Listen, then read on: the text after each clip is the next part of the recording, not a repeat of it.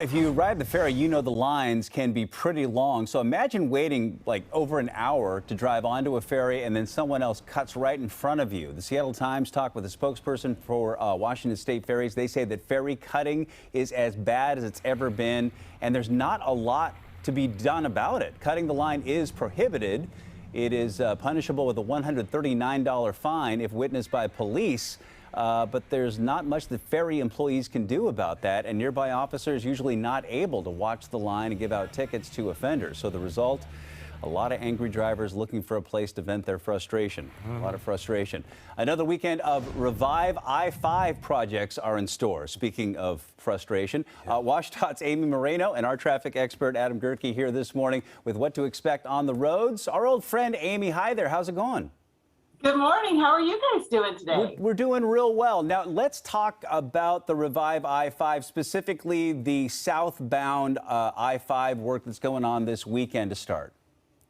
Well, this weekend's going to be a little bit different. We do have a maintenance project that's going to be happening starting tonight, and that's going to be a full closure on I-5 in downtown Seattle. It's going to be starting a little bit later. We'll start seeing some lanes closing about 9 o'clock tonight on Southbound I5, and our Revive I5 work happens a little bit south of there, more in the Soto area between Spokane and I-90, Spokane Street and I-90, and that work will be going on at the same time. That is going to be a full closure though in that downtown core area, and so there will be a detour that will take people off of I-5.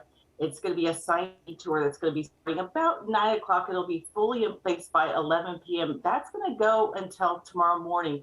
When the freeway reopens tomorrow morning about 6 a.m., we'll have our Revive I5, our typical Revive I5 southbound closure in place, and people will have to go into the collector distributor lanes to go through that work. That will continue until we always open up before the Monday morning commute. Sure. So that's going to be our southbound work this weekend. Amy, wanted to ask you about that overnight closure tonight on southbound I-5, right in through downtown Seattle there. The express lanes, though, there's something about those that we need to be aware of as well, because we're trying to help ease the pain a little bit, but we're going to keep the express lanes. We're going to open them up at 8 p.m. tonight, southbound, to help get some of that traffic through. So those express lanes, they're going to open up at 8 p.m. and go southbound until 6 a.m. When that work wraps up, then they're going to shift northbound, and they're going to stay northbound the rest of the weekend. I know it's a little different than normal. We're doing that just to try and ease some of the traffic, because we know people have plans this weekend. It's a big weekend around Seattle. Hello, go Mariners. So we understand that. So we're doing that a little bit different this weekend, but we do need to keep the express lanes open northbound the rest of the weekend to accommodate for our Revive I5 work. Right. And we do have a northbound project on Saturday night. I was going to say, there's also that northbound business up closer to 520 that's going to have a reduction of lanes overnight again as well, correct?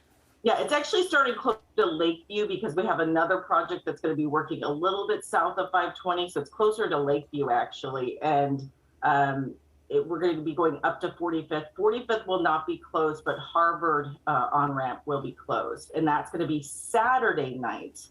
There's going to be 2 lanes closed on I-5, and that's going to start at 11 p.m. and go until 7 a.m. So that will only affect people driving late at night on northbound I-5. Okay, so fair to assume that I-5 through the city is going to be stacked up, and that's something for drivers to be aware of. How about folks heading into the city? Do you have any recommendations on how to deal with this? The light rail is such a good option, you guys. The light rail is fantastic. There's also Metro. If you don't mind paying the toll, you can go on the tunnel. We have seen some good traffic volumes on the tunnel when we weekend closures or lane reductions. We've seen some really good traffic volumes in the tunnel. If you don't mind paying that toll, there's also I-405. If you're not coming to the stadiums, you just want to circumvent that, you could drive around. So it's a great chance to carpool, come with your friends. So just plan ahead though. If you travel early though, we're not seeing too much traffic stack up before 8 or 9 in the morning. So if you can leave a little earlier or come a little later, it's usually not as bad. Our friend Amy Moreno with WashDOT. A pleasure to have you. Thanks. All right, so let's